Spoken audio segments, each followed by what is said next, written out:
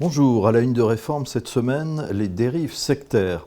On se souvient qu'il y a quelques semaines, la MIVILUD, la mission interministérielle de vigilance et de lutte contre les dérives sectaires, avait pointé un certain nombre de comportements suspects et signalés dans des églises évangéliques d'ailleurs qui ne sont pas affiliées ni à la Fédération protestante ni au Conseil national évangélique, mais où des signalements avaient été faits.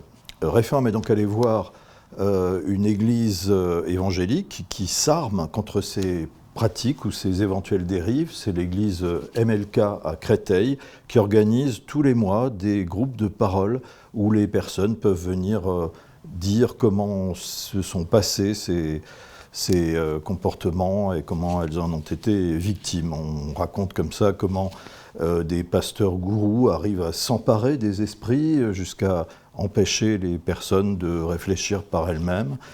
Donc voilà, c'est des témoignages comme ça que nous avons recueillis et qui montrent bien que la parole libère et que l'Église MLK se permet aussi à la parole de se libérer et de libérer les individus également.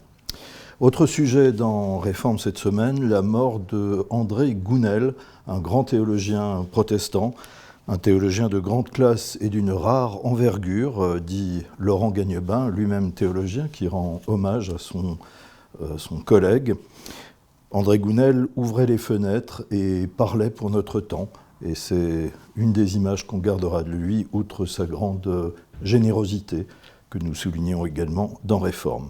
Et puis, dernière chose, comme nous sommes tout juste le 8 mai, 80 ans après le 8 mai 1945, nous nous plongeons dans les archives de Réforme et le numéro 8 de Réforme, qui était né quelques semaines avant, analyse sous le titre « La France devant la victoire », les enjeux et les perspectives couvrent la capitulation de l'Allemagne pour la France et pour l'Europe. Et c'est presque en direct dans le journal qui est paru 4 jours après la capitulation de l'Allemagne en 1945.